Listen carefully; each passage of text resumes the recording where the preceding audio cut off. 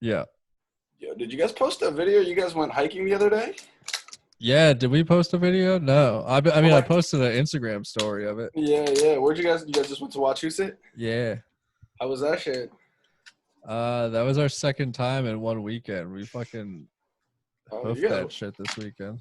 Damn, that's what's up. I'm a little hurt that I didn't get the invite, but whatever. My bad. I mean, I'm not gonna cry about it, but I feel like the squad be getting together and being like, We woke up at like 5:30 a.m., so we figured we wouldn't bother you. I mean, I wake up at like 7 a.m. for fun, Paul. Like, All right. All right, next time we'll Anyways. hit you up. Yeah, that's cool. That's cool. Let's go. Nah, I actually went to like a Cascade waterfall or whatever. Yeah, where was our invite on that? No, I saw you guys. I was like, nah, fuck them. Oh, it was a revenge hike. I like that. Nah, remember that one time we went hiking and when we planned on doing shrooms and somebody didn't like that got weirded out that we were planning on doing them? Yeah. Yeah, so ironically enough, somebody hit me up like somebody wanted to hang out and yeah, that happened. And so How was that? Were you his shaman for his trip? I wasn't even a shaman. I just I was a liaison for more of the but Yeah. we were just hanging out. We went to that waterfall thing and then we went fishing. Yeah. I'd never been fishing as a grown person before. I didn't know how to fish. Y'all know how to Fishing fish? sucks, bro. I went deep sea fishing one time and caught 3 flounders. I'm like, I'm just gonna retire on that. That's the pinnacle right there. What do you mean? Like, why did you hate fishing though? I Me? think it's boring. I don't know. I just don't want to do It's it. not that bad. I mean, it's just not for me, I guess. Yeah. Are you like a person that can't like has a lot of trouble like doing nothing? No, I just I don't know. I'm not a big fan of, pulling innocent creatures out of the sea and then throwing them back in. All right, no now I want to reason. get into fishing. I want to go murder some innocent animals. I mean, it's probably one of the only animals you're capable of murdering, Jeffrey. So maybe you should go for it. It is. I can just just suffocate it with You guys air. got this. You guys got the same size arms. It's cool. You just Yeah. arm wrestle it. Yeah. The fucked up part was we caught a fish, and you were trying to get the hook out, but the fish had swallowed the worm. So this hook is deep in his guts, and you're just trying to take this hook out, and you're just like, like digging in this fish's guts. I was like, man, this dude's gonna die. I felt bad. Like I almost felt bad for the fish. I did not like that of the releasing the hook. Don't you have to use like pliers or something? Yeah. You got to use the pliers to pull the hook out. Oh, that's gross. Yeah, it was pretty intense. I was like, I'm glad this isn't. I don't What kind know, of man. fish was it? It was a smallmouth bass. One of them bass. Like Billy Bass? Yeah, Billy Bass. We caught ourselves a bass. Where'd you go fishing? Where was this at? We went to the reservoir. What reservoir? Watch Wachusett. Oh, okay. So you're up where we were. Yeah. So we were just up in there. We were just in the cut. Were you shrooming while you were fishing, or are these like separate things? Nah. These are separate. I was not shrooming. Okay. Yeah, I don't know. There's like certain people you want to shroom with. You don't want to shroom with just anybody. Yeah. You can't just be like, especially the person that was flipping out about mushrooms the last time that we were tripping. Right. Last thing I wanted to do was be on shrooms around that person. Like, oh, I'm sure he's like completely changed his mind on this, and he's like very comfortable with the idea now. Yeah. Right. Don't get me wrong. Issues. Great guy. Great. Yeah. Just don't want to do shrooms with that person. Love that guy. Yeah, he's a good guy. Oh, You Paul guys found a talking- beard comb. No, this is a regular comb. I don't know where my beard comb got to. It's You're hidden worried about somewhere. your beard when your hair is like completely disheveled right now. Dude, my hair looks good. I I have Paul looks like he stars on Hell on Wheels. I have by far the best hair out of this podcast, so no one can talk any shit to me. mean, you have quantity over quality for sure. What do you mean quality, dude? This is if this were the 1400s, someone would scalp me just to put this on their fucking wall, dude. Are you kidding me? My hair can double as Velcro. This is quality hair. I mean, that's And- practical. And hair. practical, It's got a price to it. I'm I mean, sensing a lot of hair. I'm fight ready. No one's getting their hands on my hair. I'm sensing a I'm lot of ready to hair scrap. jealousy coming from Jesse's side of the podcast here. None whatsoever, man. I can't have my hair that long. Once I get bedhead, it's over. I have to cut it. Yeah, my shit just stays straight no matter what. No, it Does your- does not. does You're your shit constantly grow? messing with it. Does your shit grow long, Jesse? Could you grow long hair if you wanted to? No. I don't know, honestly. I let it go 6 weeks during the quarantine, and it was like maybe that long. I had to go. I don't even have bangs yet. I couldn't deal with what Paul has right now. It's too much maintenance. Zero maintenance. I don't do anything. Bangs. Why do you own a comb then?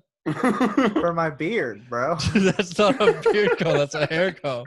I know, but it's my backup. It hasn't seen use in years. Dang. Dude, my hair. This is my hair stays this straight no matter what. It's like it's zero maintenance involved.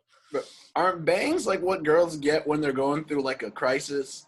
Like they got through like a breakup and need to change stuff up. Like, let me get bangs. Yeah. I think right now the move is shaving your head. I think that's what most girls are doing in the quarantine. That's coming back? Yeah, they're Like the side shave, because that was hot for a while. Like No, like the Britney Spears like breakdown shave. Yeah, they think it's like it makes them more interesting for some reason, even though it doesn't. Way more interesting than bangs, honestly. I'd rather talk to the shaved head girl than the bangs girl. Yeah, I mean, but I would reckon that they're both pretty uninteresting if their hair is of that major of a difference between the two. If that's the tiebreaker between two girls, they're probably both shitty and not fun to hang out with. Jeez, is that like what people do? Like, I'm becoming a new person. Let me change my hair. Did you do anything on the inside? No, I just changed my hair. I'm all new now. Dude, whenever I run out of ideas, I just think about dyeing my hair green. Like Dennis Rodman? Yeah, or like doing a mohawk. Yeah, you should get haircut like the Worm. The Worm? Yeah, if you like got a leopard mohawk, print. you could be like a Travis Barker, and just get a bunch of tats. Leopard print would be pretty dope. There was a nerdy kid in my 8th grade class that had leopard print hair. Like, it did not fit his personality at all. Was he cool when he had the leopard print? Were people like, yo, that's leopard print hair. He's nice now. No, they were like, why does that dude have leopard print hair? It does not fit him at all. I think he was like out of ideas. He was like, how can I get some attention? I'm going to dye my hair leopard print. That's what happens now. There's What'd you say, Paul? there's a picture of me somewhere out there in 4th or 5th grade with leopard print hair. Really? Yeah, it exists somewhere in my parents' house. I will pay money. That will be the new logo for our podcast. All right. Was that the trend with little white kids, leopard print hair? Well, what I did actually was it was, I guess, reverse. So what you did was you put on one of those highlighting caps, and then you pulled hair through, and then you just dyed the hair that you pulled through. So it would give you like I don't know. I did it one time in 5th grade. It was cool at the time. It was kind of like light up sneakers. They're really cool when you're young, but if you see someone with it when they're older, you think they're mentally challenged. I bought light up sneakers in kindergarten from Payless, but it turns out they just had the little air bubbles in the back. Oh, damn. That sucks. I was stomping on those things so hard. No lights, bro. No lights came about. Man, you thought you were so cool when you had the light up shoes, though. I remember when I was a kid in the light up shoes, I was like, oh, man. Yeah. You can't touch these in the light up shoes. Except for, you ever seen that episode of Cops where the guy's running trying to hide from the cops, but he's got light up shoes on? No. And you can just see him. They're just laughing at him because he's just right there. What brand was it? Was that LA Gear? LA Gear did light ups, but does Payless have brands? I mean, they had Airwalk for a little bit. We were talking about that. I think they do like specialty, like when a company makes too many truckfuls of shoes. Yeah. They like Payless will be like, we'll pay you half price for them. Paul, what are the shoes you just bought off Amazon? Oh yeah. So they said they're running shoes, right? Yeah, I bought this running shoe for like $15 off Amazon, and when it came, the tag says fashion professional. It's supposed to say skateboard, but it's spelled Professional is spelled wrong first off, and then skateboard is spelled SAKTEOBARD. So Sacteo Bard shoe. Are all the Fashion- letters there? Because there was like, remember back in school, they would give you like a paragraph. Yeah, it's literally every single. If the letter. first and the last letter are the same and all Yeah. the letters in the middle are jumbled, you can still read You it. still, But no one it's can tell. clearly a running shoe. Your brain's Like, it's not a still- skateboard shoe. And I Did you googled get it it. to run or did you get it to skateboard? Run, and it's a running shoe. It's not a skateboard shoe. I googled it, and every brand of shoe that comes from this Chinese company says professional Sacteo Bard shoe. Like there's That's like their a brand. there's a pair of slippers that says it on it. It's Dang Chen. Are they comfortable though? I mean, for a $15 running shoe, yeah, hell yeah. I just bought coconut chips by Dang. Bro, they look like Merrells. You know those like dad hiking shoes? Like if you wear like the Swisher pants that you can zip off at the knee to go hiking. Yeah. It looks like those are the shoes that guy wears. Is Merrill Yeah. a dad brand? I believe so. Like the dad hiking brand, right? Merrells. Mm. When I was a little kid, I had those kangaroos. I had like 10 pairs of them. I would always buy a new pair. You remember with the little pockets on them? They made them Shoes? during the AIDS crisis so you could put a condom in the pocket of the shoe. Because I guess like For kids? Because I 5-year-olds guess- are fucking? no, I think originally the shoes I guess are for gay men because when you're in like a gay club, you take all your clothes off but you leave your shoes on. I guess because there's like jizz on the floor. That's what I'm guessing. I'm just trying to. But yeah, there's little pockets in the side of the shoe. They're called kangaroos. And Well, I guess gay guys weren't buying it. They had to rebrand them towards. Kids. They start weren't- marketing they them weren't- towards kids. they weren't branded towards kids. I thought they were a cool style of shoe. So between like 7th grade and 11th grade, it was the only shoe that I wore. When did you learn that they were for gay guys condoms? I think it's like when I got them, I was like, cool. Plus, they were just like a nice running shoe. I thought it made me quirky. It didn't. It's kind of like a girl shaving her hair in quarantine. I thought instead of being interesting, I thought I would just wear those shoes. Dude, that was all 5 years of my high school career. I thought it would be cool for me to wear green sneakers. All I wore through high school were green sneakers. And then I like started wearing only green and orange clothing from like 10th to 12th grade. You seem And- like a dude that would wear Osiris shoes. Never owned a pair of Osiris. I was too cool for Osiris. I had Circas. I was about to say, did you rock Supremes though? No. Oh, you didn't rock Supremes? The No, Circus, were those the super high top ones?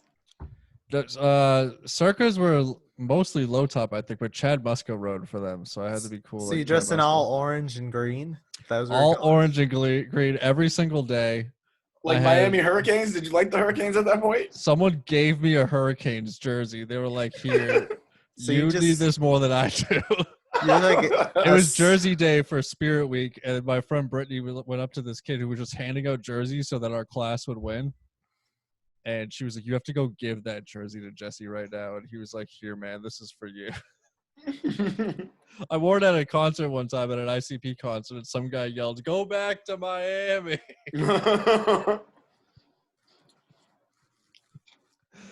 I had a green Dickies suit. I had, but then I just had like random like Old Navy clothes that were like green and orange. I would have like a performance fleece on with like green Dickies pants. Can you just take the camera to your closet? Maybe we'll just make this whole episode Jesse's wardrobe. No, when I got like a real girlfriend, she was like, this look has to go. This is over. Nah, Green Day's out, bro. Green You is don't listen to over. that shit. No. And then I started wearing I always wore Dickies pants. I was into that because I thought I was like a West Coast rapper. Is that like the most embarrassing fashion style? What would you say is the most embarrassing fashion trend that you went through? Wearing all orange and green clothes for like 4 years. My whole crew did, but like my crew did not go to my high school. My crew went to the next town over as high school.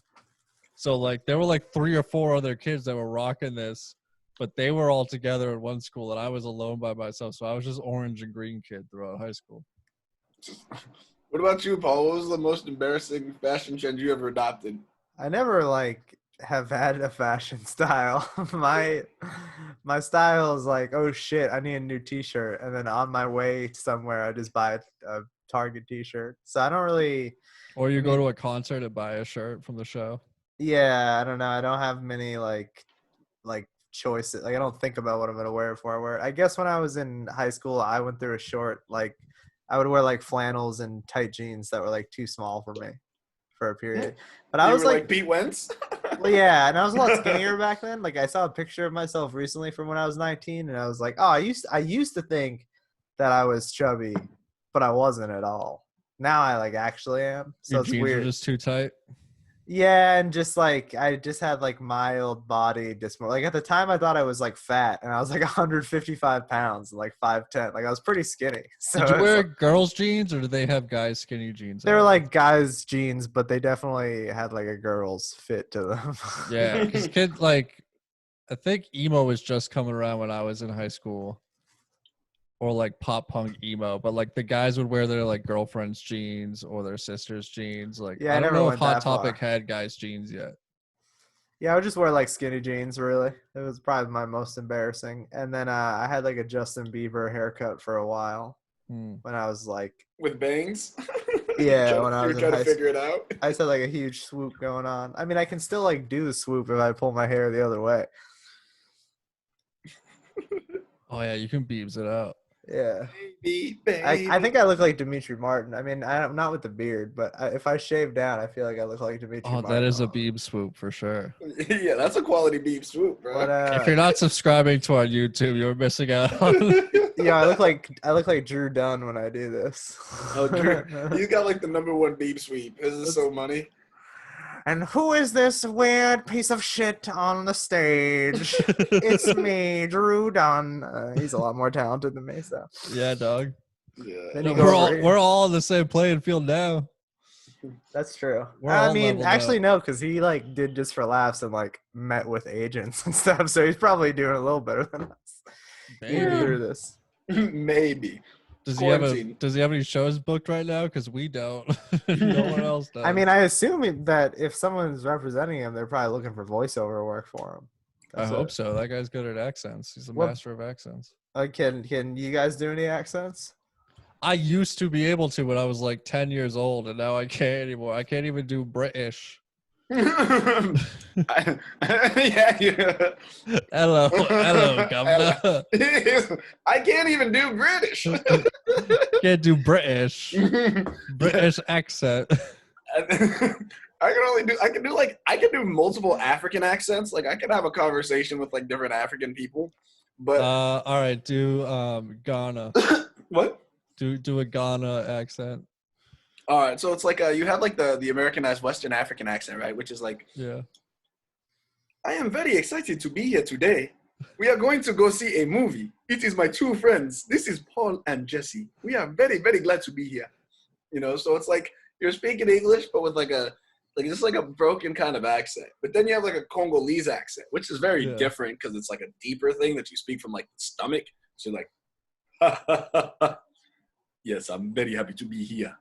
Very glad to be amongst ugly motherfuckers. Is that the one right you do now. on stage? Yeah, that's mostly the one I do on stage. Very happy to be here.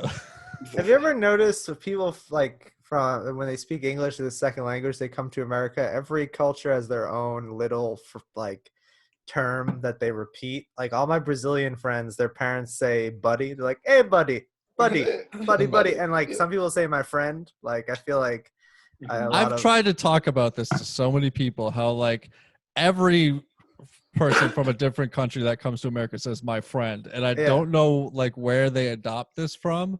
I think they just come from my friend. I think they just come from like hard places where like people just like fight on sight, so they just want to assure you that you're friends with them. They're just like my friend, not enemies, my friend. But like in Spanish speaking countries, do they say mi amigo all the time?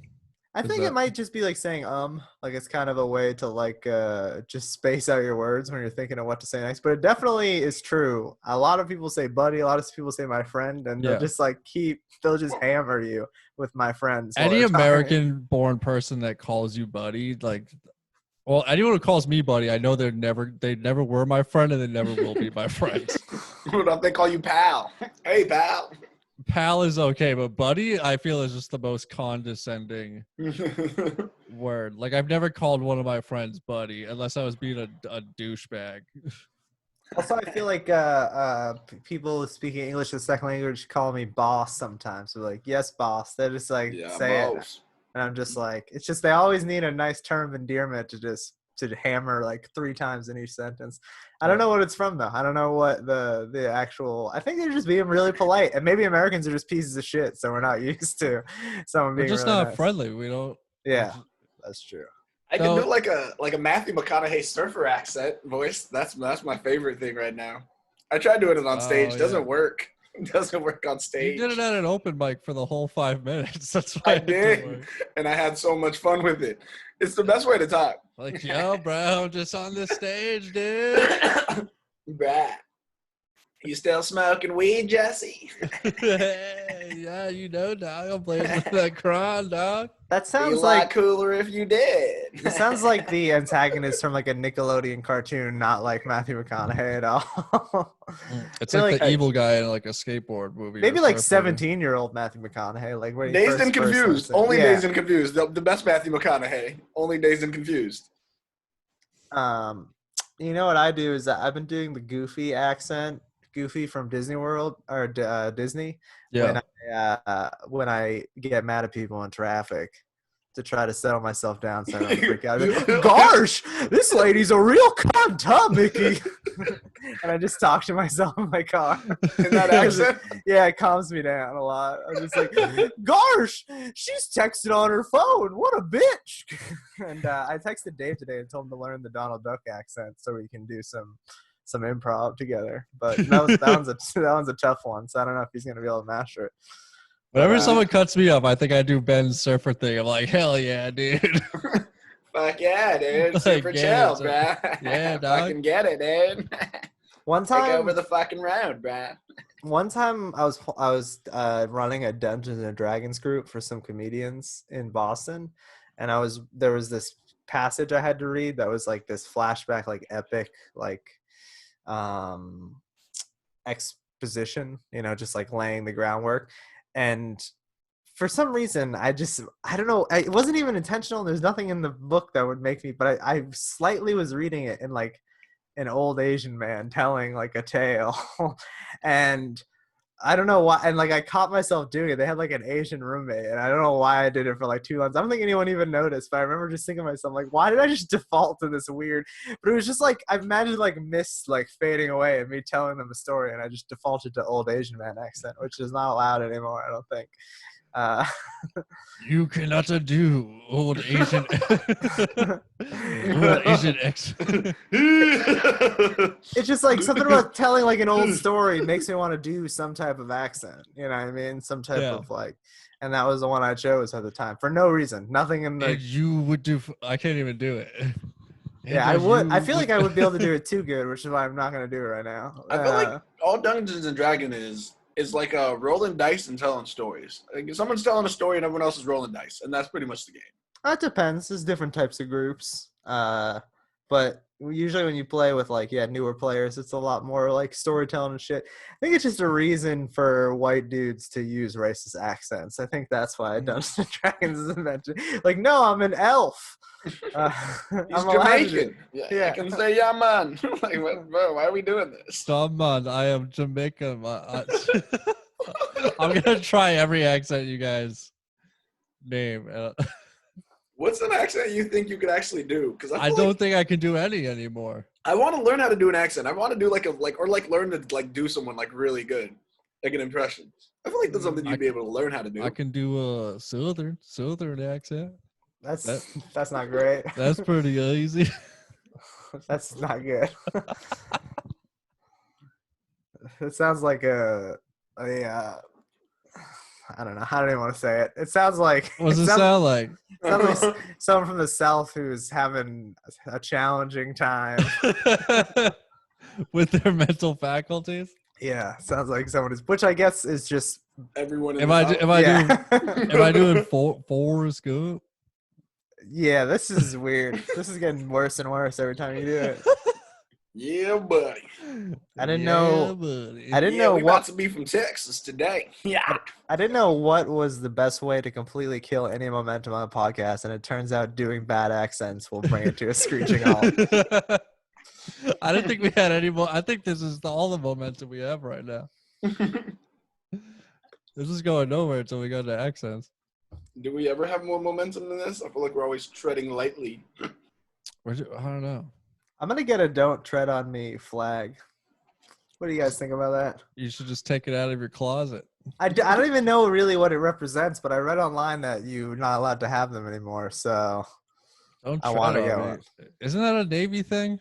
Yeah, and everyone on the internet now is not. I think it's because it's like 99% of the people who have it also are like Blue Lives Matter people. So it's like Yeah. has a bad. But it's just funny when people online use that as like a character flaw. They'd be like, "Oh, look at this fucking guy with a 'Don't Tread on Me' sticker." I'm like, I thought this was like, I don't know. I don't think being pro-police or pro-military makes you like inherently racist, but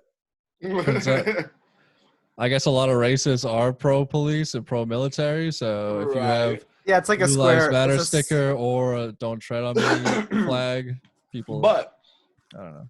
bro, did you guys see that video with that woman in about that woman in Central Park?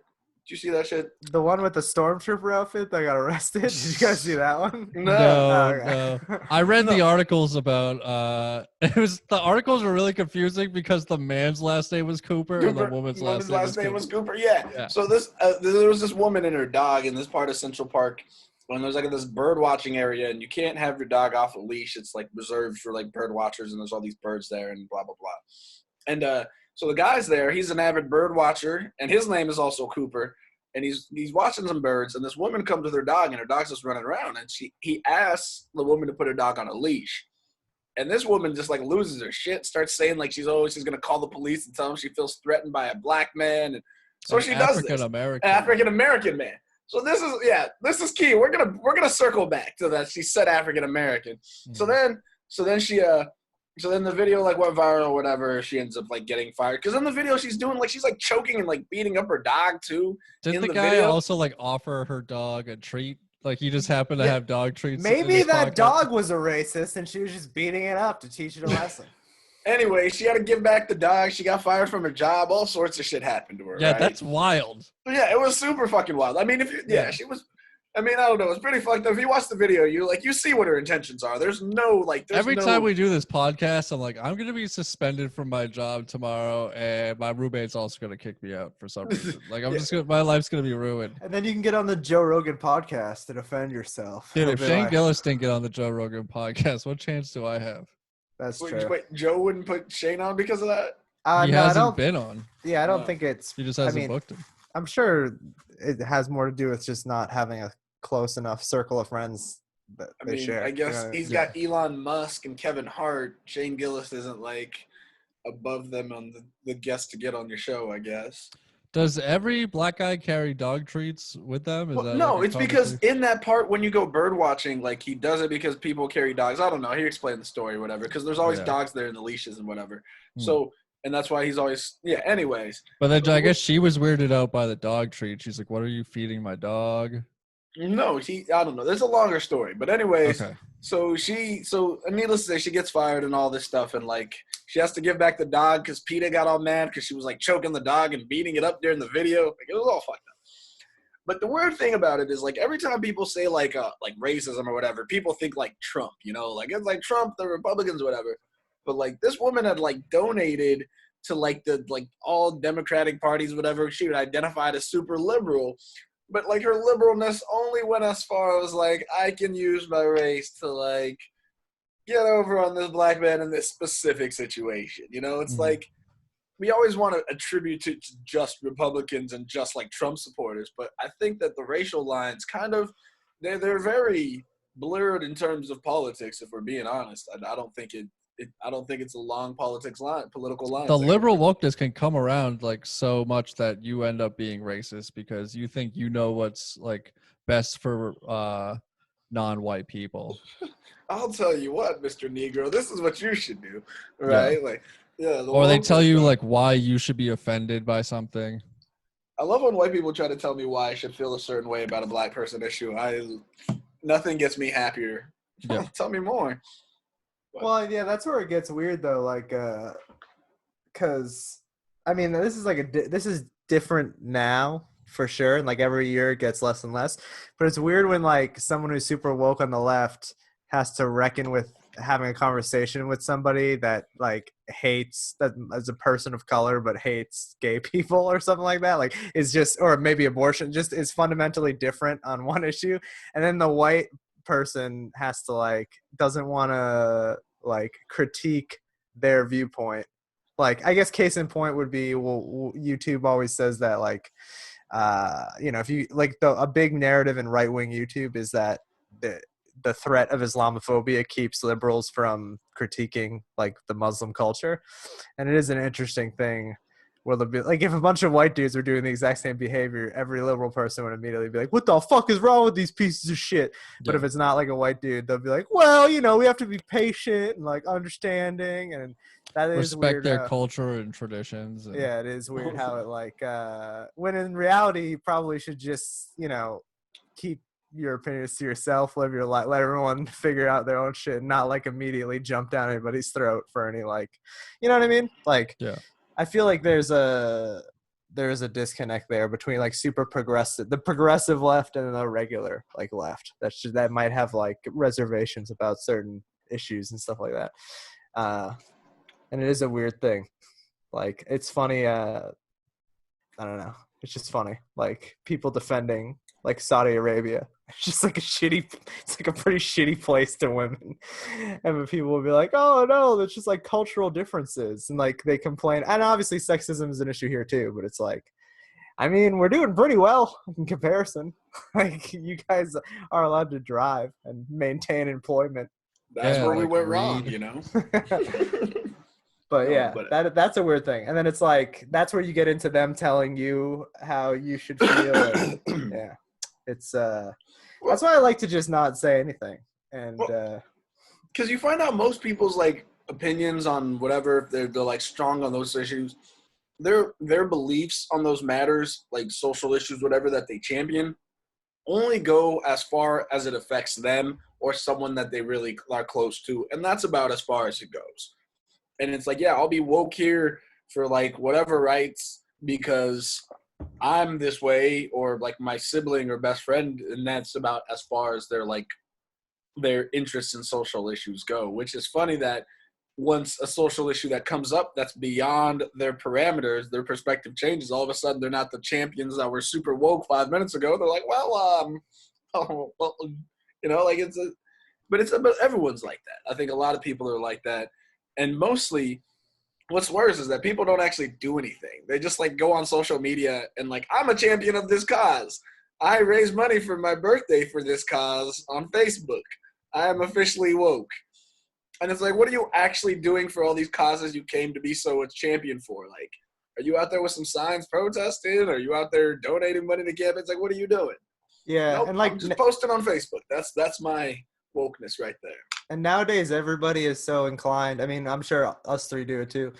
If you know one or two things about a person, like you're inclined to automatically assume what the rest of their beliefs are based on like one or two bits of information, like based on who they've made. Let's say who they voted for president, or let's say their opinions on pro-choice, pro-life.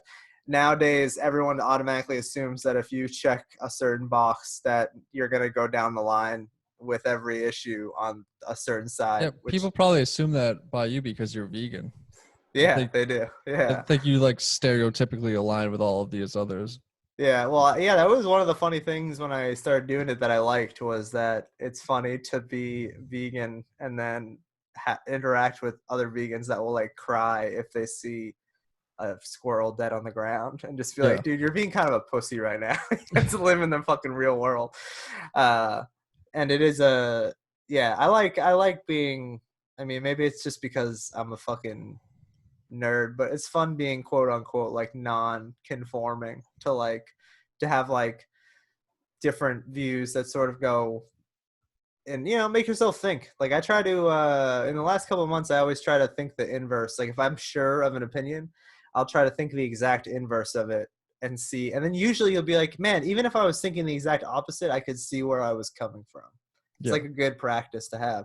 Because it's like pro-choice, pro-life is a big one for me. It's like I think everyone on either side is very inclined to be like, I don't know what the fuck those people are fucking thinking, not thinking the same way I do. But if you really inverse the position and just get inside their brain, you can be like, I don't agree with this, but like I can see why this person arrived at this like juncture. And I can like it's ridiculous that you don't even want to hear someone else's side and like try to figure out why they would think that way. Yeah. But then sometimes for really dumb shit, you'll do it.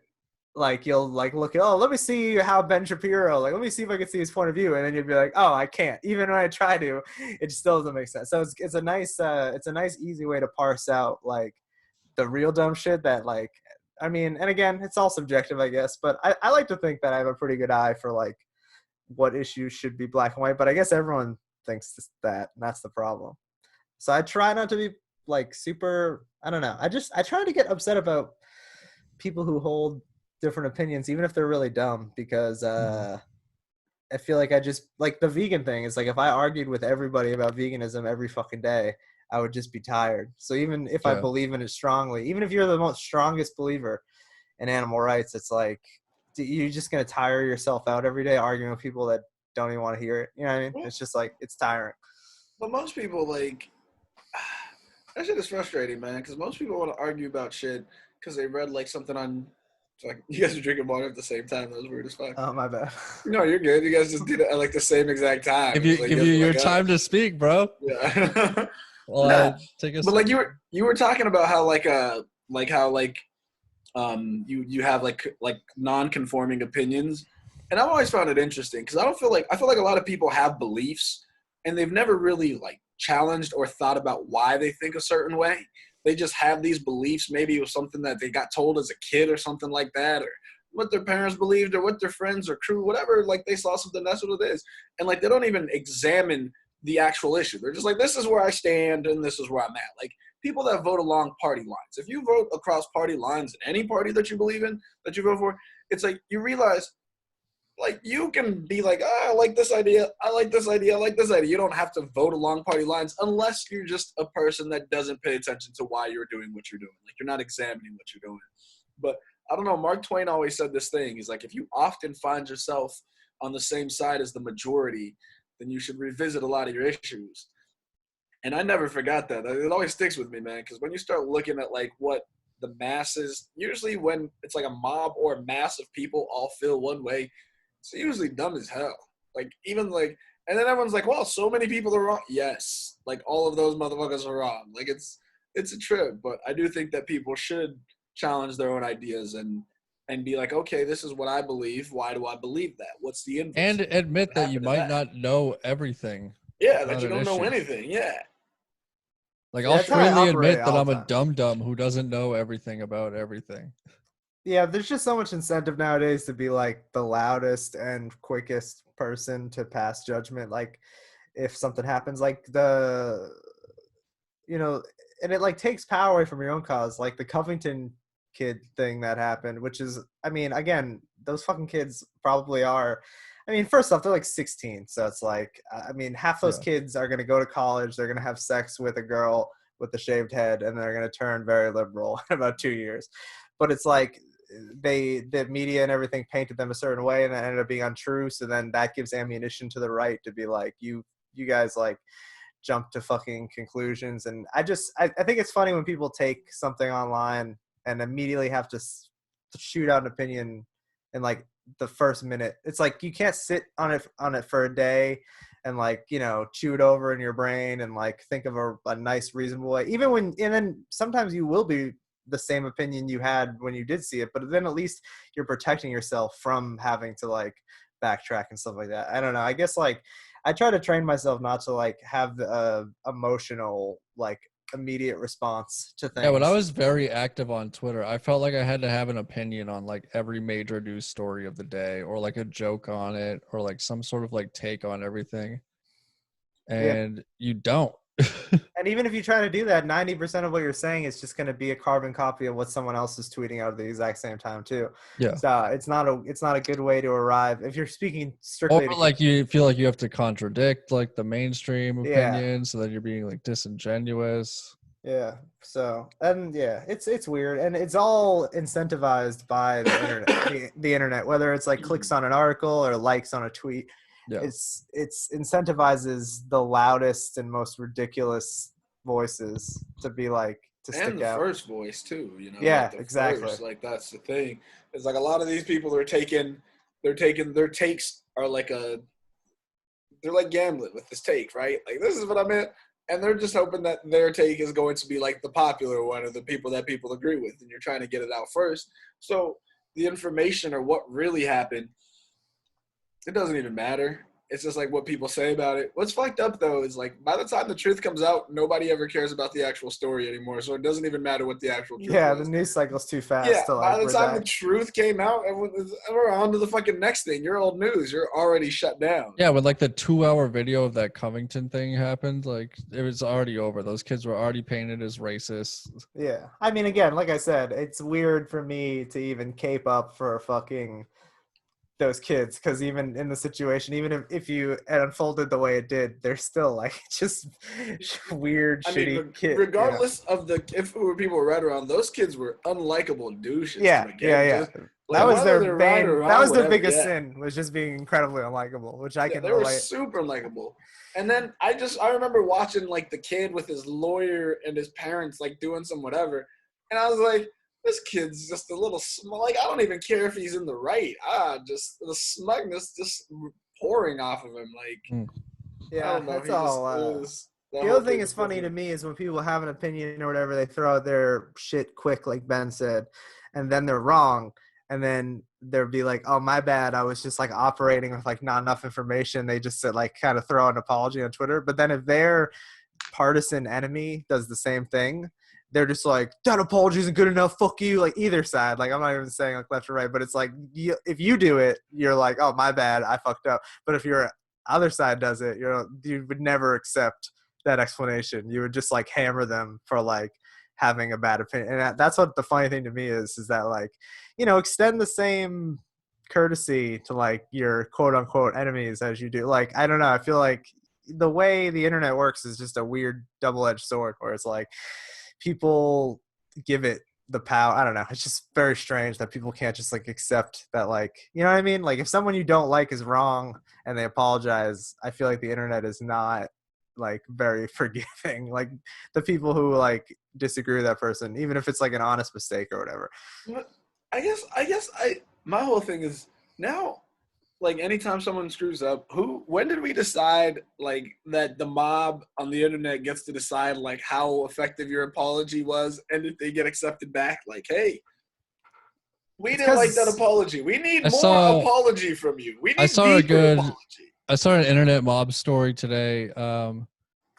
This guy and his wife hired a videography team for their wedding. Is that the one you just sent out in the thing? Yeah, I sent the Okay. link in the group chat. So Yeah. the guy and his wife booked this video team, and then the guy's wife ended up dying, and he wanted a refund, but the video team was like, "Hey, you signed a contract, uh, a non-refundable contract. They're like, we're very sorry that your wife died, but we don't issue refunds and you signed the contract." And then he was like, well, I guess I'll just schedule an appointment 10 years from now when I do get married, or you could just give me my money back. And they never emailed him back. And then 2 months later, he was like, hey, just so you know, there will be a presence on the internet against you. And then he got all of his friends and family to leave like negative Yelp reviews and like bash him on like all these different websites. He went to the local news and they ran like a smear piece on the video team. So the video team bought the guy's name. They bought the groom's name. It's justinmotney.com. And they put up their whole side of the story and like the whole email exchange and then all the screenshots of all of the negative Yelp reviews. And they're taking legal action against them now. They're like, we're sorry the guy's wife died, but we don't give refunds to anybody. How much money was it? I don't know. It's probably at least $1,000, probably a couple $1,000. But they're like, I get what they're saying. They're like, hey, you booked out this date. We didn't book any other weddings on that date. So if you cancel, we can't immediately just like book another wedding. Like we're screwed out of that money. So It was actually just the deposit. It wasn't even like the full fee. Yeah, it's just weird. Yeah, I don't know. But like they have to pay their team, so they're like that deposit is like just in case like you cancel on us and we can't book something else last minute. So I'm gonna have to read this thing. I don't know anything about it, but I guess this Yeah. comes down to like, I feel like the person, depending on what the amount of money is, I feel like that's gonna judge how I feel about this. But they were basically like, hey, fuck you. You can't just like use the internet against us to like smear our company's name. And like, Also, the internet is very fucking like it doesn't have any amount of nuance on any issue. Like the whole hating your landlord sentiment that exists on the internet that acts like every single landlord is just sitting like Scrooge McDuck on top of a pile full of money that they get for absolutely no work. Like it just blows my mind as somebody who works with people who own like rental properties. It's like, I guess like some people in New York do own like blocks of apartments and don't do anything, but like most people I know that rent out apartments like need the money from that apartment to keep living their life.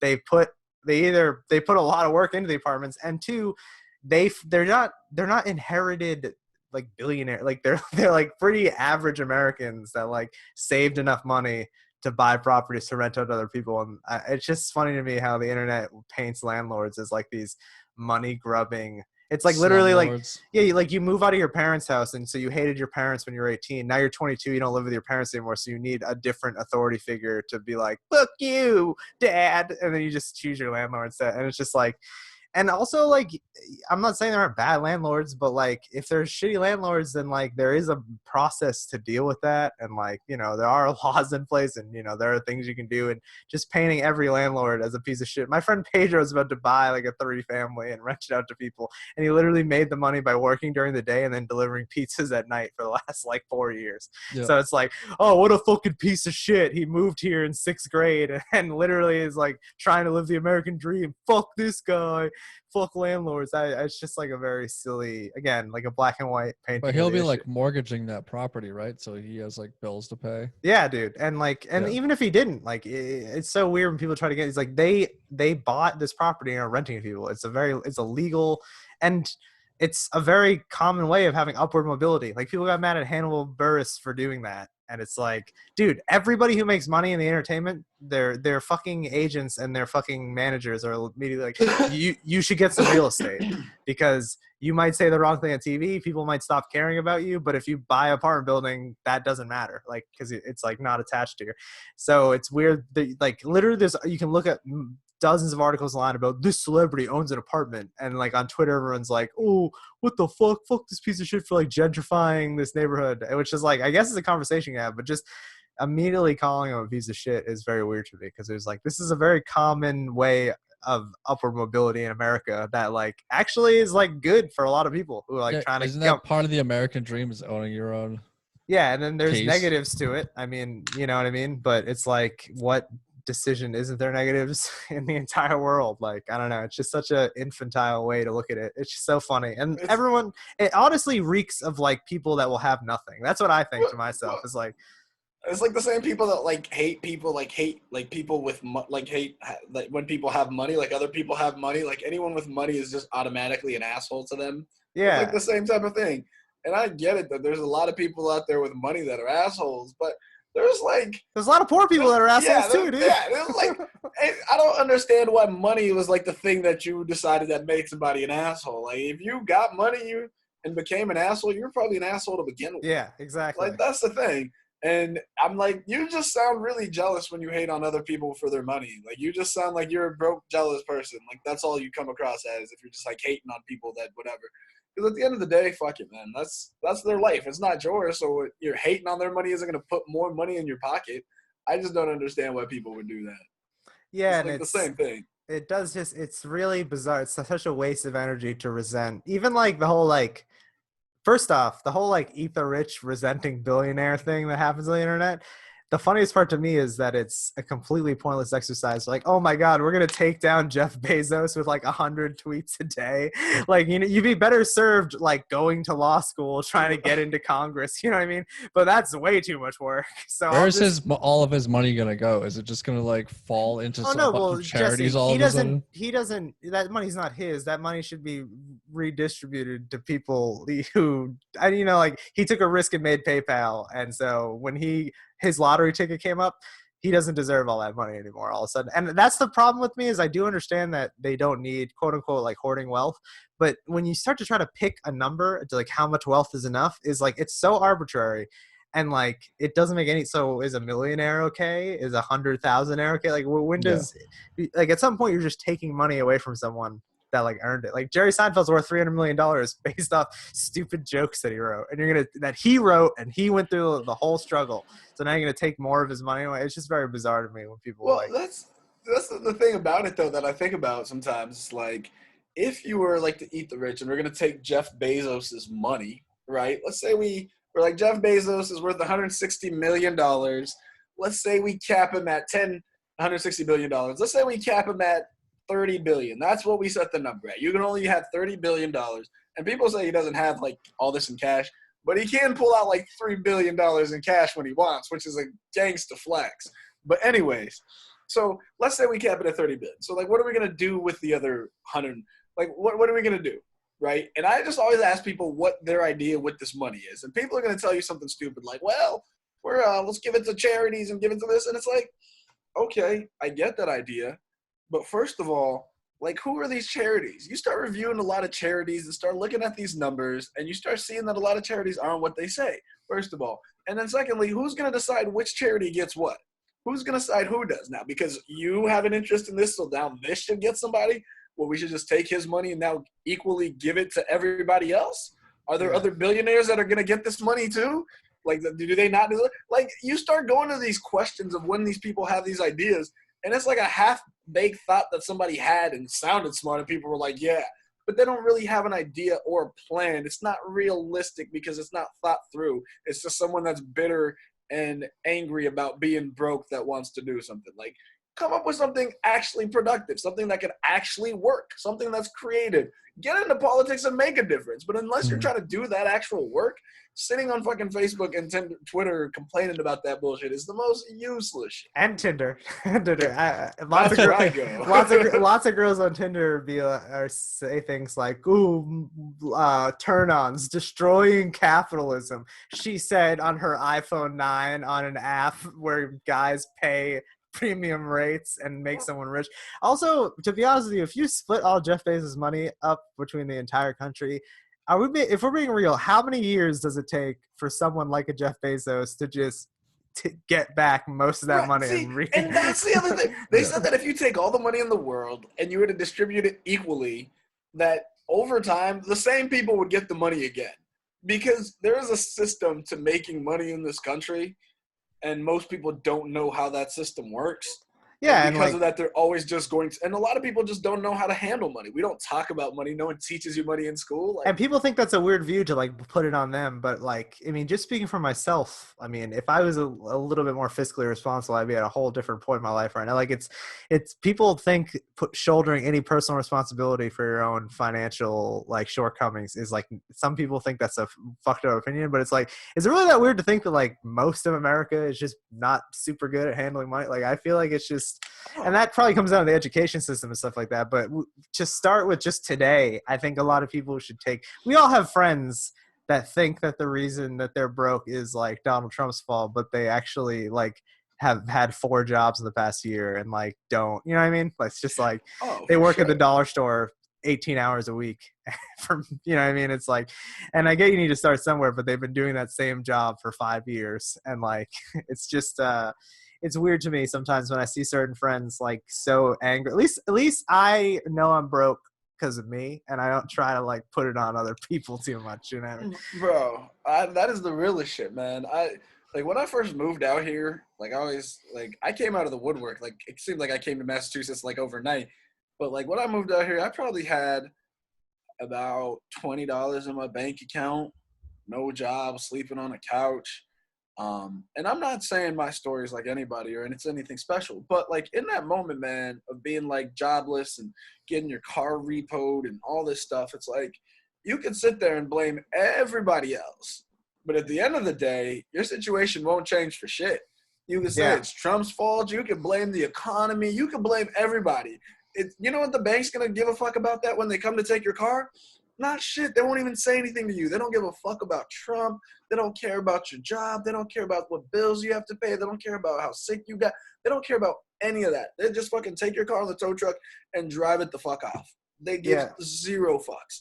So it's like, yeah, you can complain about all that shit and blame all these people, but at some point, it's like, okay, there's clearly people in this world that aren't super broke and aren't struggling for money all the time. So what are they doing, and what am I doing that's making me in that situation? And I can honestly say, man, I spent a lot of time reading books, trying to understand different things about money, and it's like now financially, I'm in such a better place. It's like there's money in my savings. You have like retirement accounts, all sorts of stuff, and not even like it's anything great, but it's like coming from someone that's bitching about, oh, this person, and I'm broke because of this, and I don't have it because of this, to being like, okay, fuck it. You're all right. that stuff may be true, but at the end of the day, complaining about it doesn't change any of it for me. It being their fault or not, you're right. It's not even relevant. It's irrelevant. Maybe it isn't. Maybe it's like is not your fault. But the thing is, no one is coming to save you. Like, exactly. It's not happening. Right. It's like who's gonna? Yeah, exactly. And no matter how loud you fucking yell, that's like the crazy thing about people trying to like complain about single payer healthcare right now is like their response to like let's call them right wing people that want to open the government is like, no, it's fucked up. Like if you can't survive off your job, maybe this is why we should have like UBI or single payer healthcare. But like that's not a good answer because that's not happening right now. It's not going to happen over the next 8 months. Probably not going to happen over the next 8 years. Probably won't ever happen until like our kids are like kind of old. So it's weird. It's like no one's coming to fucking save you, so you gotta fucking save yourself. You know what I mean? Like, right. Even if it's not your fault, even if you live in Flint, Michigan, and you had nothing to fucking do, like it literally isn't your fault. It's everybody else's fault. At some point, you just gotta like. I remember hearing on a podcast one time, this guy was like, "I'm not saying this to be like pull you up by your bootstraps. I don't believe that, but it's like if you live in Flint, Michigan, even if you just have to put everything you own on your back and just walk somewhere else, you have to do that at some point, even though it's not. You shouldn't have to do that, even though life is fucking unfair and shitty." And that's, I feel like enough people don't really, I mean, even I don't operate that way, and I probably should. It's like, you know, everyone wants to fucking point the finger when you have a bad day and be like, fuck you guys, it's not my fault. But it doesn't matter. It could be their fault. Right? That's the thing. That's the crazy part. It's like, you're 100% right. You can be 100% right. It's not your fault. Cool. But then you're right. Now what? You're still where you're at before you started at. Do you feel like any better? Has your situation changed? Like, that's the crazy part, is that at some point, you have to, and I'm not saying even pull yourself by, like, the thing is, there are ways out there to get help. There are different things that you can do. Like, it's not, that is the one thing that I will say about this country is if you are putting in the work to try to find the help, it's out there. But at the same time, it takes work. You know, like, that's the thing. No one's coming to save you. That was the best thing. No one's going to be like, oh, Ben, yeah, no, you're bad at money. I got you, bro. I'm just going to put some money in your account. But a lot of people hope so. That's why so many people play the lottery. That's what you're doing. And even if you do take responsibility, you do everything right, you might end up still hitting a bunch of bad marks that you never get at. But at least, like, there is a level of respect I'd have for someone who is continuing to try than I have for, like, I just know a lot of my friends that have, like, conceded that they'll never own a house. They don't have any aspirations to do those things, which is fine if you don't truly want those things. But to not reach for them just because you think, I mean, it is kind of a fucked up psychological thing to be like, a lot of them, people that are stuck in that place probably in the back of their mind are either scared of like succeeding or they don't think they deserve it because they have like a weird upbringing when they're a kid where like they don't think they deserve nice things. So they just caught this perpetual cycle of fucking just shit tornado. And it is weird, especially when you're dealing with 350 million people because they fucking all have different reasons for. A lot of people, I mean, are stuck. It's like the whole homeless thing. Like most of the people, no matter if you just gave homeless people a ton of money, like 90% of them would continue to stay homeless because they're homeless because of mental illness or addiction. Like they're not just homeless because of a couple of bad breaks. You know what I mean? And I think on a lesser level, there are some people who are in like the lower class that they're not just lower class because of bad breaks. There is like inherent, like, if only everyone can get therapy and shit like that. You know what I mean? But you need to seek it out, I guess, because no one is going to give it to you. It sucks. It'd be dope if everyone could just get assigned a fucking therapist to sort out their fucking childhood bullshit. But you need to really like seek it out. If you and if you don't want to seek it out, like me, that's fine. Just die in a hole quietly. You know what I mean? That's what I plan Yeah, on doing. like I love therapy. I want to go to therapy. I can't afford it right now. Yeah. Well, you got to buy some books, dog. You got to start, Start a podcast and get your feelings out, Jesse. Yeah, here I am, baby. No, yeah, that's the unfortunate part is that, and it's sad. I mean, I see a lot of not really being able to nice afford people. that. I see a lot of really good, nice, kind people that are stuck in bad scenarios. But like, unfortunately, the world doesn't reward kindness most of the time. Like kindness and kindness alone. You know what I mean? It kind of sucks. Like, I mean, everyone who's ever been successful pretty much has to be like, yeah, I kind of like ignored my family for like 15 years and like didn't do all the things I was supposed to.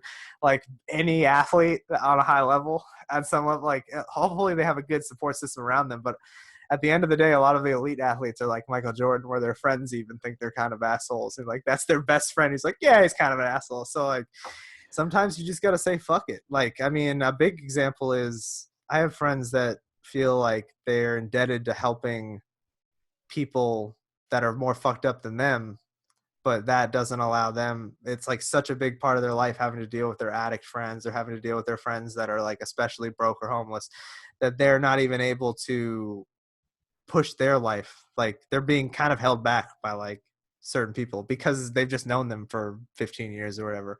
And it's fucked up because I mean, it's not right to tell someone like you need to cut somebody loose, but like sometimes you need to cut people loose. It's fucked up, but like, I don't know. I can think of a few friends in particular where I feel like they'd be in a much different place if they weren't so concerned about like loyalty to their homies from like ninth grade or whatever. Cause I mean, I get it. Kids like get addicted to drugs and shit, but at some point you gotta fucking, or family members even. I mean, that must be even harder to deal with a family member that is going through that shit. Cause then not only do you feel indebted to them just by basic kindness, but you feel like there's like a blood, like obligation for you to like save this person. But sometimes, sometimes you just gotta save yourself. You know what I mean? Well, you can't keep setting yourself on fire to keep other people warm. Yeah. You know what I'm saying? And that's the thing that people do, and they think there's a valiance in it. But it's like, if you look at it from a third party perspective, I'm not going to sit here and say like, oh, the moment somebody fucks up, you cut them loose. But at the same time, it's like, you have to, how many strikes in baseball do you get before somebody's out? You know, like how many times can you just keep fucking up and not wanting to change and not wanting to be different before someone's like, I just can't keep doing this. Like, you got to draw a line somewhere, I think, and hope that somebody else, once that maybe they stop using you as a crutch, and once they don't have you as a crutch, then maybe they have to stand on their own. And maybe that's what they needed the whole time, because they knew that you were always going to be there to bail them out every time they fucked up. They could just come to you and you'd fix all their problems. And so they just got addicted to that feeling. Maybe they got hooked on just like, oh, I'll just fuck up, and then I know that Paul or Jesse's going to come through and fix everything. Mm-hmm. And it's like, maybe you're the crutch that keeps them coming back to where they're like, okay, there's no one here to catch me. I need to figure some things out for myself. And I think the thing about it that is at the same time is like, somebody they kind of have to want to help themselves at a certain point. Like, you can only try so hard. Like, I had that situation with a friend that I told you about. And all this whole time as he's really sick and he's going through this, and I keep thinking, it's like, you've had every opportunity in this world to beat this problem. You know what I'm saying? Like, money wasn't an issue in terms of like, you could have got a therapist. You had a therapist. You're going to these classes. You had anything that you needed. Money wasn't an issue in terms of anything that you needed. Like, all these people are there surrounding you, trying to help you, supporting you, and it's still not enough. At what point, what is? And it's like, I think it's different for everybody, but I think at some point, every individual has to come to a realization on their own if they're going to rise above that. Like, no one can come to that realization for you. No one can come to that moment for you. You have to reach it on your own. And at some point, as a person who's knee deep in a situation with somebody like that, you have to decide at what point that you need to let them figure that out. And that's tricky because it's different for everybody. But at some point you need to. That's why, just having 0 friends, 0 bays, living on an island, that's the safest way to go through life. You could probably do that for like a day. What would you do the next day though when you're like, I need all my friends in a bay? Dude, just fucking watch anime and jerk off, dude. That's all you need to do. I can only do that for so long, bro. I gotta save myself. I gotta get out of that situation. Get a job watching anime and jerking off. Mm. And live your truth. Yeah, I've had to let friends go or let friendships fizzle out. Because Yeah, I feel like in the addicted. Juggalo community, that's probably just a yearly occurrence. You just gotta drop people. No, my Juggalo friends I've held on to the longest. Oh, that is family. It was my normcore friends that got addicted to heroin. Oh, really? Opiates, yeah. Damn. Well, maybe if only they found God through the Church of the Juggalo, they would have. Yeah, if they had found peace in Shangri-La, Yeah. have to turn to such substances. I might just start doing heroin soon. I feel like no one pays attention to me. I feel like it's a good way to get people's attention. When you disappear for 2 weeks, I mean, I just assume you were on heroin during that time. No, you don't. I don't even want to eat mushrooms when we go hiking. I'm not gonna fucking step it up to heroin status. It's a different trip. Mushrooms will get you off of heroin. I know, but like, I'm just saying, like, I'm like too anxious to fucking, you know what I mean? Like, drink 2 fruit coolers and smoke a bowl. I'm not gonna just jump to heroin all of a sudden. That'll relieve all anxieties that you have. That's true. So I've heard. Yeah, I don't get like drug. People say it's an awesome drug, but I just feel like all drugs that have been promised to be super awesome to me, I just have always been like, I mean, this is okay, but it's not like, I don't know. People say that, like, I remember the first time, a couple times I did mushrooms, everyone was like talking about these, oh, you have these fucking huge, what's the word? Breakthroughs, man. Yeah, no, the word, there's another word for it. Realizations. Yeah. And then I ate them and I was like, I just moment of clarity. Yeah, I was just like, I ate them and I was like, I just feel fucked up for a few hours and giggling. Yeah, I've never had these like crazy like revelations. Like you're just not eating enough, man. And then you eat like 5 grams and you just puke everywhere. You're like, all right, I'm still not not seeing. I will say, I've had one of those moments, man. I've had one of those moments on mushrooms. I took like 1/8 of mushrooms one time. And my whole life, so when I was going through that whole thing, and this was back in 2017, I was still broke, living on the couch, blah, blah, blah. And and my whole life felt like a ball of yarn. But you know, like when it's like curled up and it's all like you're trying to like straighten out the yarn and you just can't do it. I'm like, this is what my life felt like at that moment. And I remember I took these and I went to go see Spider-Man Homecoming, best movie ever written. To this day, it wasn't even 3D, but it was 3D to me in the theater. I'm sitting there by myself. I'm like laughing out loud. I'm crying by myself. I went through this whole roller coaster of emotions, and I get out, and it had just like rained, and the sun was just coming over the horizons. And I was like, in that moment, I figured out it was crazy because that was probably like August. And then I got like a good job that September. I got an apartment in like November, and like it just everything happened like that like after that moment. And I don't know if it was right or if it was because of that, but like in that moment is like I did have that moment of clarity. So that has happened for me. I don't know, for some people it doesn't. You're saying if you're down on your luck and you're broke, eat some mushrooms and then your life will turn around magically. Okay. Watch Spider-Man. That's why they call them magic mushrooms, Paul. They're magical. That's how they work. Nah. I'm not saying that it happened to that. I think it just, for me, it just gave me a sense of like, everything's going to be fine. Like, this is how things are going to work out, and just don't, like, let all this stuff go. Like, it was a weird thing because, like, I have those thoughts, but it's like while I'm tripping and I'm freaking out a little bit, I'm like, everything's going to be all right. You're going to get through this moment. With most drugs I've ever done, I found my entire mindset is I just sit down and say, well, I'm just going to have to wait this out. Like, even like the good drugs, I don't really enjoy. Maybe it's just like my brain, but it's just like I almost like have this weird like puritanical like like I can't get over the anxiety and like guilt of like I should not be doing this drug. My parents, if they knew about this, would be so fucking mad at me. And like I don't know, it's a weird thing. Only But, like Molly, I'm like very like okay with being really fucked up on drugs and yeah, like it's not enough for worrying me. about it. I'm weed only. That's so Weed only funny. and the occasional Adderall when I need to do laundry. Oh my gosh, Adderall's crazy. See, I'm not like a speed guy or like an upper kind of guy. It's just a few things, a little bit of the tree and a little bit of the shrooms. They do it for me. That's it. But I don't know, man. I think a lot of things that I've noticed about experiences with drugs are you have to be in a mindset for the drug. Like the one thing about me is I'm not like a real anxious person. Like I remember the first time I had a panic attack from anxiety. I was in college and I remember I was like trying to work and pay my bills and finals were coming up. I remember I was just like, what the fuck am I gonna do? How am I gonna pay this rent? How am I gonna study for this? Blah blah blah. And I remember I'm like, holy shit, I think I'm dying. Like I think I'm having a heart attack right now. Like I don't think I'm gonna make it. And I thought I was having a heart attack. And then so then I was like able to just sit there, and after a while I just like laid down and drank some water, and after a while like after a couple, like over an hour, I was just sitting there and I was like able to start breathing.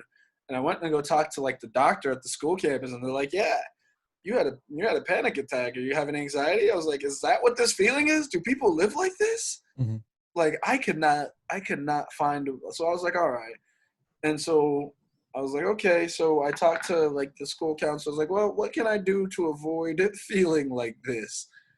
And then I went through like a therapist, and then started talking about it. They gave me a bunch of books to read and all sorts of stuff. But I don't know. So I think that helps because anxiety is like the worst mindset to have on drugs. Like if you're like on mushrooms or if you're even on Molly, you're trying to have a good time and you're being like, and you have anxieties hitting you, it just multiplies by like 1,000 times by whatever you're on. It like zooms in on that one feeling that you're I feeling. thought like I had overwhelming. really bad anxiety, and then I quit smoking weed and realized it's not that bad. I was just fucking high every day. I like it. You getting sleepy, Paul? Yeah, dude, I'm fucking tired. Want to cut this podcast short? Yeah, I guess so. I mean, there's been so many yucks, so many laughs. I mean, I can't find a place. I can't find a place to cut it. Basically, you guys, I'm celibate now. I'm gonna cut off my own dick and balls. And devote myself to the one true God. I'm Who is happy that? for you. I'm glad you found this clarity. The Rastafari. Ja Rastafari, blah blah. Yeah, I'm gonna commit my life to Jah and cut my dick and Rule? balls off. Ja so I will Ja not be Rule. tempted. Yeah, I'm gonna commit to the Church of Ja Rule. The Fire Church. It's castration. Fire First Sunday, baby. And I just think a couple more months to this quarantine, I'm gonna get really buff, and then I'm going to just commit suicide by cop. I'm just gonna rob a bank with a baseball bat, and I'm gonna beat down as many people as I can until they shoot me. Don't kill anybody. Just going for knees and ACLs. I'm gonna see how many ACLs I have to break before they'll shoot me in the head. Are you gonna paint yourself black? Because that's the only way you're getting shot. Yeah, I mean, I think I'll get away with a lot more swings if I'm white, probably. But Bro. What if I paint myself black and Twitter cancels me for having blackface? You get shot by the police in blackface, and the police and black people hate you. Boo! Yeah, that would suck ass. I wonder how many knees you have to break with a baseball bat before they would start opening fire. Just like, put the bat down. And you're just not going to people's heads, not going for lethal damage, just going after ankles and knees. But I think if you had a bat, Paul, like if you had a bat and everyone could see that you had a bat, I don't think they shoot you dead. I think Paul would make it out of there alive. You would get arrested. Just leave a trail of crippled people behind me just screaming, holding their legs.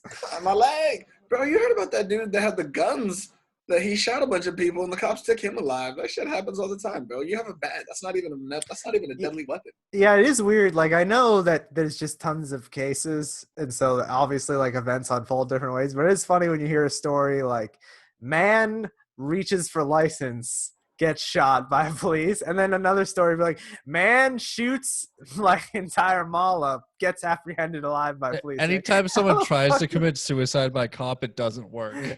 It's like it's just so funny. It's like autistic child with children's bike gets mowed down by police officers, and then it'd just be like known bank robber drives away scot-free, and it's just like, come on, guys, let's be consistent. You know, if you're gonna shoot some people, just shoot everybody. Shoot everyone or nobody. Make up your mind. Yeah. I think hopefully someday. I've always like, how long is it going to be before they create some type of non-lethal weapon that is as effective as like a taser that's like really good and like never fucks up? Like, I don't know why that isn't already Like a sonic weapon. I don't know, something that's like just like no matter what the situation is, you can just use this on them and then figure out what happened afterwards. Like, why can't we find something? I know, like, I guess taser would be the answer, but I guess there's limitations to tasers or That's whatever. gonna be the chip, bro.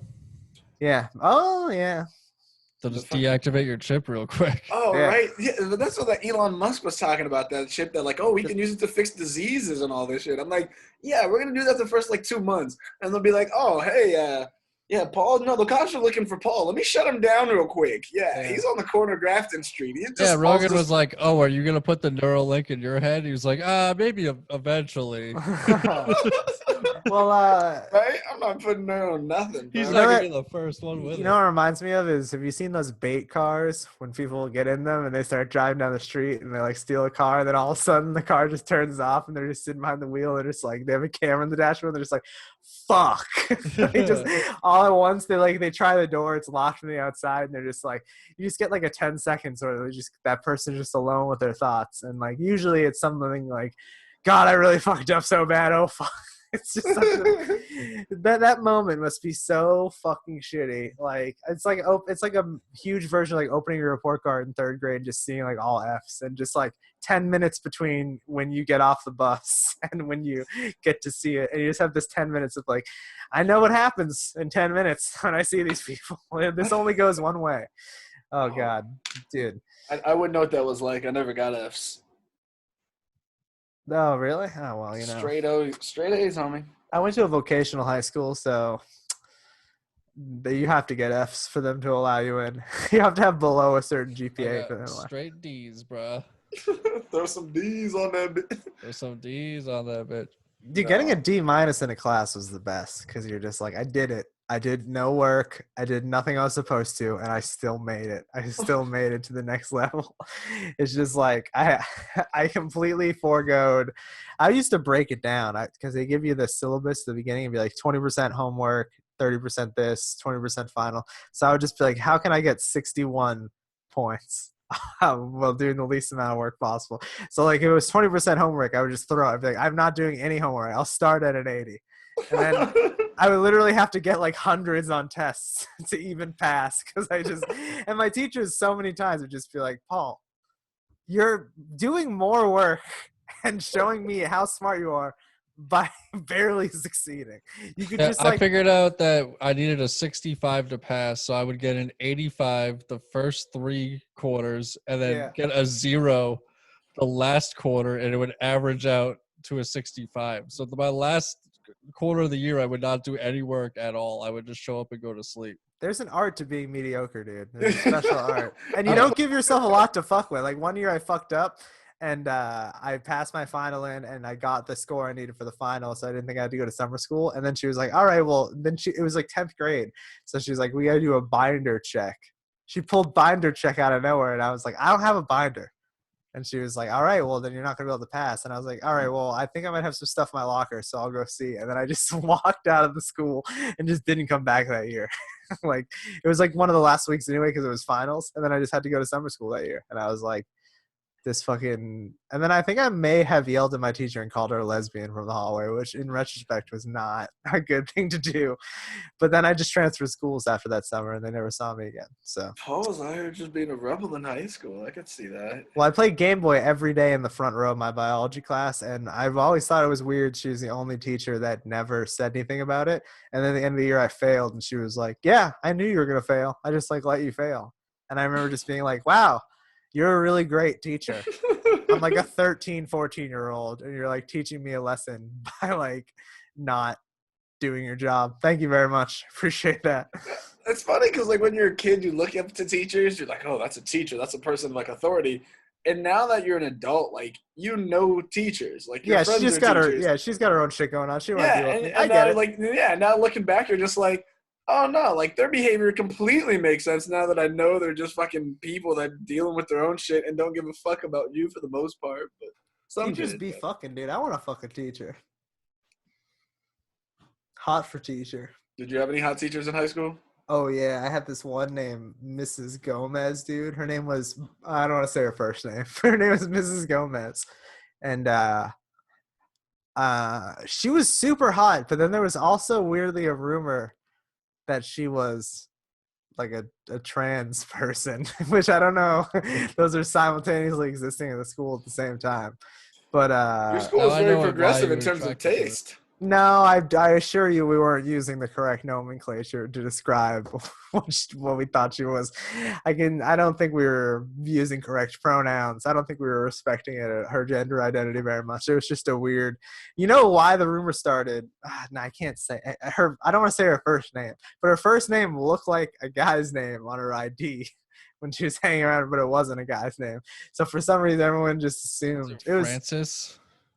No. But in like ninth grade, dude, the stupidest rumors will just get traction, and then you'll just look back and you'll be like, "There's 0% chance that was true." And like everybody in the school was just like, "Maybe it's true." Like they all thought it was like a real thing, and it's just like people. Bro, we had so many hot teachers at our high school. Looking back, like there was a couple of them that could have gotten the business, bro. Like We only had one or two. We had a We lot only of. had one, yeah, and she was the cheerleading captain also, oh or man, cheerleading coach. our cheerleading coach taught Spanish. We had these two Spanish teachers that were banging. They were super banging. One there was always a rumor that one was hooking up with the assistant principal on school trips. People said they saw him bucket naked with some ice cubes and shit getting out of the pool. That was always the rumor, but she was banging. There was another Spanish teacher. Buck naked with some ice cubes and Bukkid shit. Nekkid with some ice It cubes. sounds like a rap bar. Like, yeah, me and the bitch buck naked with some ice cubes. We Shit. don't do titles on this show. Maybe we should start. And the first one will be Bukkid Nekkid with some ice cubes. Dude, I wanna. My first thing after quarantine, I'm gonna do is get buck naked with some ice cubes and shit with some girl. That sounds like a good time. It was a great time. That's a good Fro- summer look right there. A Buck frosted Nekkid with some ice marg, cubes. a frosted marg in the jacuzzi, dude. What's Oh, better? man. Bro, there was a teacher named Miss Jackson, and we used to always sing, "I'm sorry, Miss Jackson," ooh, and we'd sing that to her every day.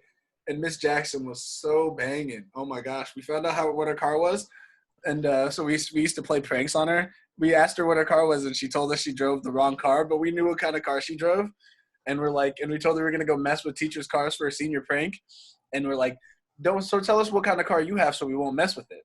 And she told us the wrong car, but we seen her driving, so we knew what kind of car she has. We're like, okay, cool. So we hit her up and we're like, hey, we didn't find your car, so we didn't get it, but we egged this one car, and it looked just like this, and we said the car that she actually had.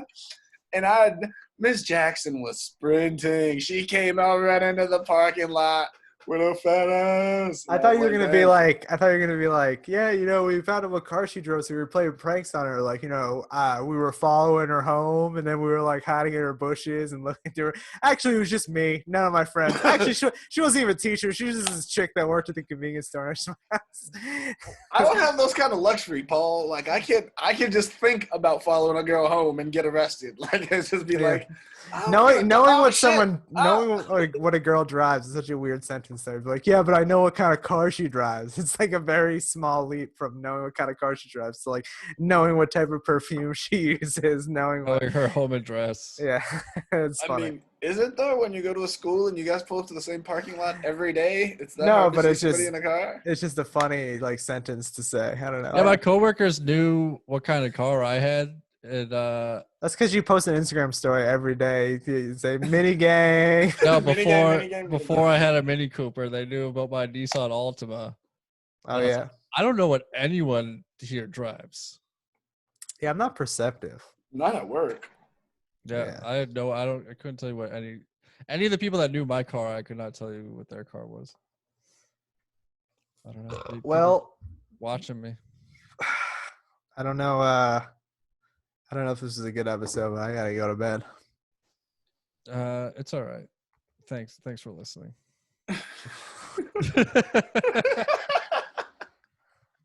Did you All shut right. the recording off?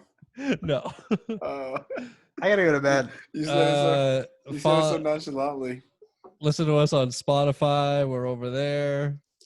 Yeah, I'm doing a Zoom show tomorrow. Find me on the Boston Donald. Improv Zoom show. What's Find tomorrow, me Wednesday? on- I'm posting this Thursday. You got anything on Thursday or Friday? Nah, You can find me on Reddit, r/the Donald. Yeah. I'll be defending our great leaders. And decisions. r/starting strength. Yeah, r/starting strength. Some form And- checks. And r/bodybuilding. r/vegan bodybuilding. I'm a moderator there. If you guys want to check it out, I'm gonna go eat some almonds and drink some soy milk. r/M4T. What is M14? Men for trans. I don't know. Oh, M4T. I thought you said M- M14. I was like, what the fuck is that? You can find Paul on M14s. You can find me on r/. Which also sounds a lot worse, by the way. M14s. Yeah, Paul's out here looking for some 14s. Yeah. 14 or 14s? Because 14s could be legal. You could just have 4 18-year-olds. Or 19-year-olds. Which is like a pretty hot, actually. I gotta be honest with you. I watched that video recently, honestly. Would you guys have a haram if you could? What's a haram? Just A like a bunch of harem? bitches that fuck you. Oh, a harem? Yeah. A haram. Oh wait, haram is that's Haram. That's a like Harambe? gorilla that got shot. That's like No, years no. ago. Would you have a harambe if you could? Isn't haram like a sin in the Muslim? I got a haram of bays. I call her my haram bay. Would I have a harem? Bro, that's so much work, man. Like having talk. What do you? Are they just there, just like concubines, or do I have to like talk to them and hang out? Oh, you gotta keep them in line. You gotta give them that backhand once in a while when they get mouthy. They're wiped that's- up, bro. That's so much work. Yeah, it is a lot of work. Oh man, that is a lot of work. But I would only have a haram of concubines. I wouldn't have these Dude, weebs, We should do a these sitcom. wives. We should do a sitcom where it's a harem, and it's like all these hot girls, and then like one chubby guy, and like it's like classic sitcom where they just always shit on the dude and like tell him he's lazy and shit like that. So he just comes home and he's like, "I got 8 wives nagging me now," and it's just like tons of girls. Like the same thing as like a king. Be of like Queens. Al Bundy, but with 8 Yeah. Peggies. And just like a super campy like sitcom set in a harem. Oh, Mormon Al Bundy would be good. Mormon with children. Yeah, Mormon with children. All right, let's end it on that. All right. All right, thanks Peace. everybody.